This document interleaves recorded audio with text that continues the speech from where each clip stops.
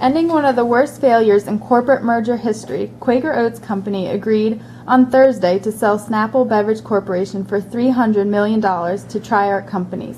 This well-known oatmeal and cereal company bought the Rising Fruit Juice and Tea Company on December 6, 1994, paying a hefty $1.7 billion price tag. These facts lead many to wonder, what caused such a disastrous outcome? Implementation issues plagued the merger as Quaker tried to distribute Snapple like its other beverage item, Gatorade.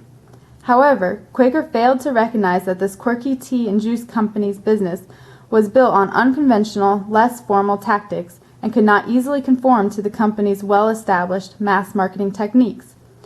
Due to these ignored incongruities, two companies, one a historically successful household name, the other the growing new kid on the block with unleashed potential, spiraled downward.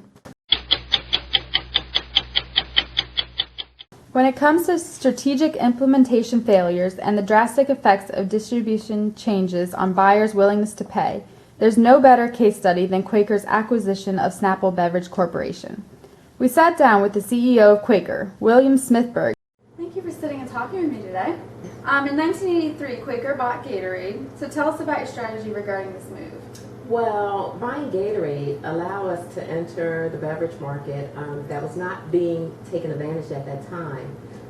Here at Quaker, we acquire companies to enter a market that to get bigger and to take advantage of the mass marketing techniques. A multi-divisional corporation, the Quaker Oats Company diversifies into different product lines and geographies by creating or acquiring distinct strategic business units. It is a company pursuing an integrated competitive positioning, striving for a mix of differentiation and cost leadership. This differentiation involves acquiring companies such as Aunt Jemima in 1925, Fisher-Price Toy in 1969, and maker Rice-A-Roni in 1986. To obtain cost leadership, Quaker maintains and continues to grow a massive company. The more Quaker acquires, the more operations and output they have, and the more economies of scale and learning and experience curves they can achieve. Some would argue that the acquisition of Gatorade was your greatest feat.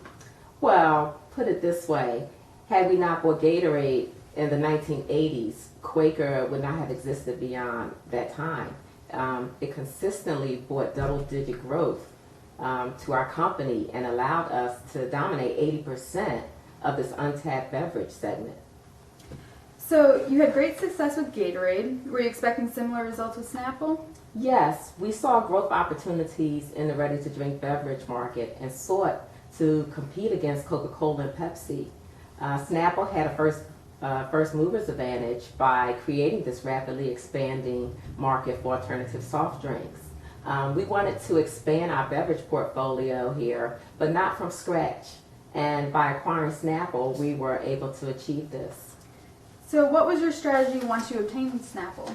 Our initial plan was to exploit the seemingly straightforward synergies between the New Age cornerstone, Snapple, and sporting drink dominator Gatorade.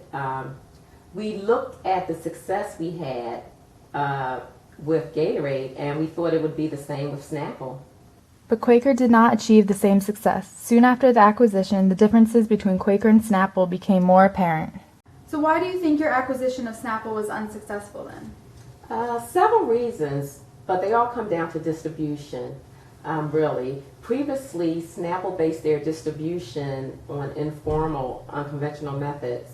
And when we bought them, we tried to make them conform to our formalized mass marketing style, and it just didn't work. Quaker distribution tactics focus on what are called warm channels, meaning selling in bulk to wholesalers and supermarkets, while Snapple pursued cold channels, or smaller venues in convenience stores, delis, and sandwich shops. After acquiring Snapple, Quaker took the beverage out of many small venues and pushed it through its existing warm ones like it did for Gatorade. Yet these healthy fruit juices and teas, which usually were sold one bottle at a time, performed poorly packaged in mass quantities. We took Snapple off of small venue shelves. Snapple customers could no longer find their healthy beverages while grabbing lunch at their local deli or picking up a few things at their nearby convenience store. Instead, we put Snapple on supermarket shelves, but doing so did not bring in the revenues we thought it would.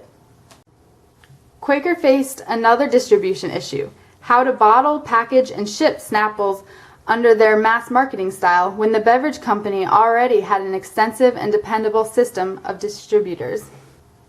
We couldn't integrate distribution systems successfully. We tried using Snapple's existing network of packers and distributors, but they were reluctant to change. When Quaker bought Snapple, they were surprised to learn of Snapple's loose manufacturing style. It could take weeks for output instead of days. Quaker bought out a third of Snapple's bottlers and spent $30 million to reconstruct this distribution system. Yet Snapple's distribution network was used to the simple structure of the company and the strong relationships they had with their old owners. They felt abandoned under Quaker, complaining about not having any guidance, and began to mistrust Quaker's management. In the meantime, Quaker again tried to mold Gatorade and Snapple together, offering Snapple distributors the right to deliver individual Gatorades to its small channels in exchange for turning part of their space to Gatorade's warehouse distribution system. But Snapple's distributors did the math, and Gatorade's small margins meant losing money.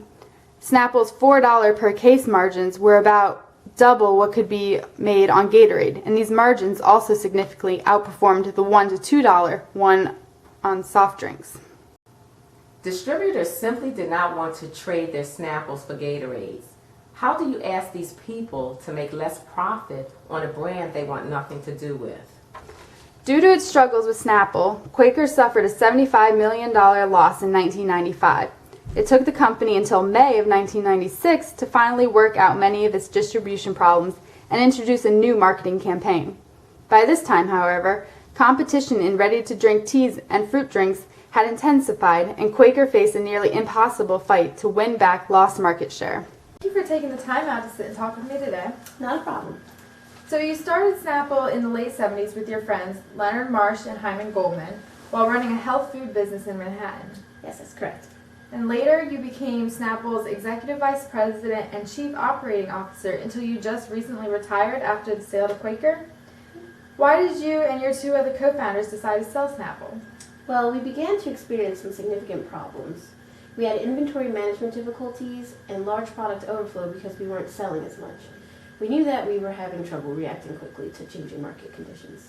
Why do you think Quaker's acquisition of Snapple resulted in failure? I think Quaker took away everything that made the Snapple brand unique, and our uniqueness is what attracted our customers and created value for them. Quaker also replaced our distribution methods, which put us against big beverage companies Coca-Cola and Pepsi, and that's just not who we are. So you're saying Quaker normalized Snapple? Yes, you could say that. Marketing Snapple like Gatorade didn't work because customers at Snapple and Gatorade have different wants.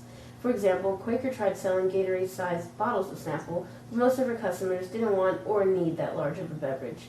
In addition, our customers really value Snapple's all-natural ingredients, but by selling Snapple in supermarkets next to sugary sodas, it really tarnished the healthy image Snapple was trying to portray. Not faced with the intense shelf space competition of supermarkets, small venues could also offer more room for Snapple, which meant more quirky flavors could be made available for buyers.